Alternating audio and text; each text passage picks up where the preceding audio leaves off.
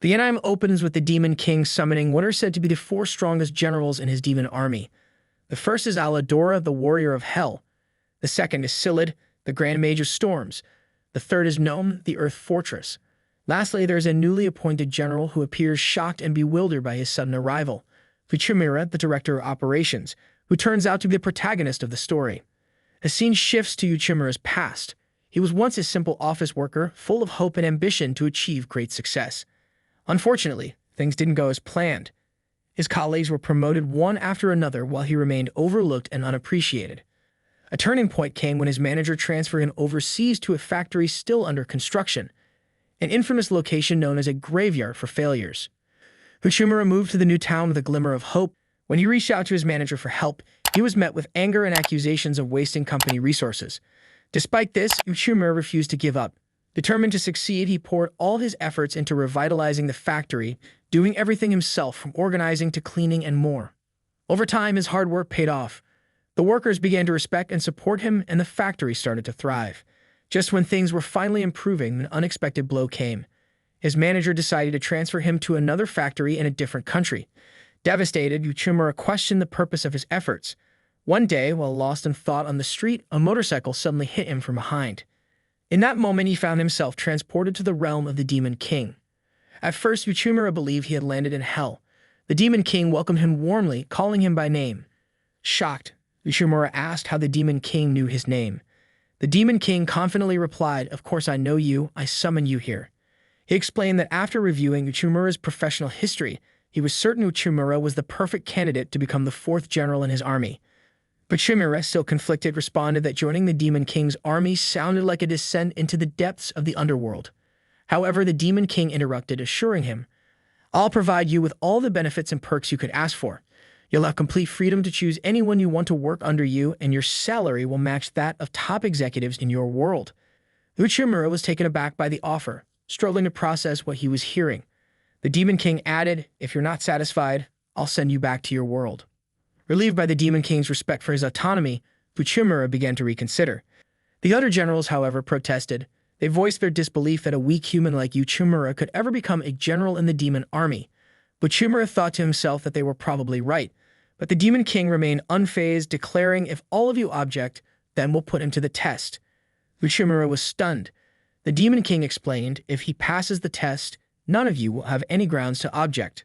Mandora, driven by her fascination with the supernatural powers of individuals from another world, decided to test these claims herself. She launched a devastating attack on Uchimura. Before her attack could land, the Demon King intervened, halting her assault. When Mandora demanded an explanation for his interference, he calmly pointed out her tendency to lose control when angered. He directed her attention to Uchimura, who had collapsed from the overwhelming shock of the incident. The onlookers, stunned by the scene, expressed disbelief, noting that Uchimura was nothing more than an ordinary human. The Demon King affirmed this fact, prompting Mandora to question how someone so ordinary could hold the position of one of his generals.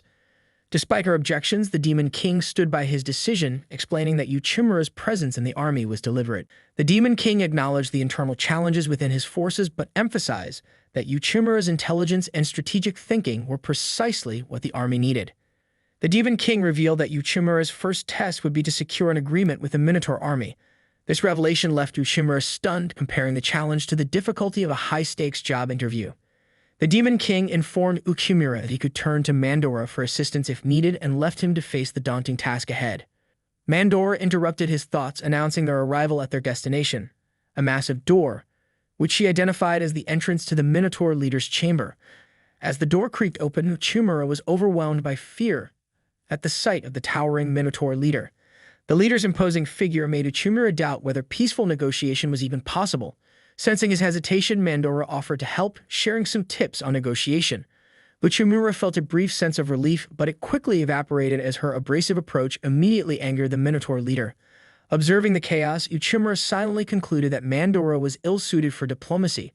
After leaving the chamber, Mandora explained that the negotiations had initially been going well but collapsed when the leader outright rejected the proposed conditions. She admitted to multiple failed attempts to negotiate in the past and, in her frustration, blamed the Minotaur leader for being unreasonable. Turning to Uchimura, she declared it was now his turn to handle the negotiations, leaving him speechless and unsure of how to proceed. Standing alone, Uchimura questioned how he could possibly persuade such an intimidating creature. In his uncertainty, a memory surfaced of difficult negotiations he had faced in his previous life. During challenging times, he would retreat to a quiet tavern to clear his mind and find clarity. Recalling how he had always managed to overcome obstacles, he steadied himself, drawing upon his past experiences and resolving to succeed in the negotiations, no matter what lay ahead. The focus shifted to the Demon King, where Mandora provided an update on Uchimura's situation. The Demon King, maintaining his composure, expressed confidence in waiting to see how Uchimura's negotiations would unfold. Later, Mandora stumbled upon Uchimura surrounded by piles of trash, rummaging through the mess as requested by the Minotaur leader. Several filled bags sat neatly beside him. She remarked on how quickly he had taken control of the negotiations. The following day, Uchimura entered the Minotaur leader's chamber. Mandora, unable to suppress her curiosity, decided to check on the progress. To her surprise, the room was filled with heaps of the Minotaur leader's trash, but neither Uchimura nor the leader was present. Confused, she speculated that the negotiations might have failed, prompting the leader to leave. At that moment, Uchimura appeared calmly, explaining that the Minotaur leader was with the Demon King finalizing the agreement. Mandora, baffled, demanded to know what had happened. Uchimura revealed that the agreement had been completed the previous day. Stunned, Mandora questioned how he managed to strike a deal with someone so notoriously stubborn in just one day. Uchimura explained to her that she had misunderstood the situation. She believed the Minotaur leader was rejecting the negotiations, but in reality, the negotiations were progressing smoothly. The issue, he said, was the negotiation approach. He shared an experience from his past with a client who initially rejected everything but later agreed once trust was established through clear, passionate, and emotionally driven explanations of the terms.